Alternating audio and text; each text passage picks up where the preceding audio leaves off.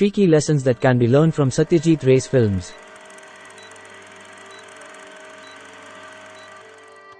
कहानी कहने में यथार्थवाद और मानवतावाद। रे की फिल्में साधारण लोगों के जीवन और उनके संघर्षों के प्रामाणिक चित्रण के लिए जानी जाती हैं। उन्होंने चरित्र विकास और मानवीय भावनाओं पर ध्यान केंद्रित किया, जिसने उनकी फिल्मों को सापेक्षता की भावना दी और उन्हें दर्शकों के साथ प्रतिध्वनित किया। विजुअल स्टोरी टेलिंग तकनीक।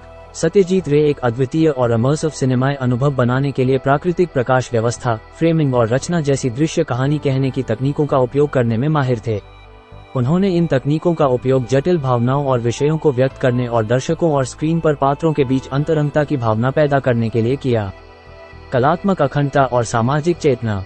सत्यजीत रे ने अपनी फिल्मों का इस्तेमाल अपने समय के सामाजिक और राजनीतिक मुद्दों पर टिप्पणी करने के साधन के रूप में किया और सांस्कृतिक और कलात्मक मूल्यों को बढ़ावा देने के एक तरीके के रूप में जो उनके लिए महत्वपूर्ण थे।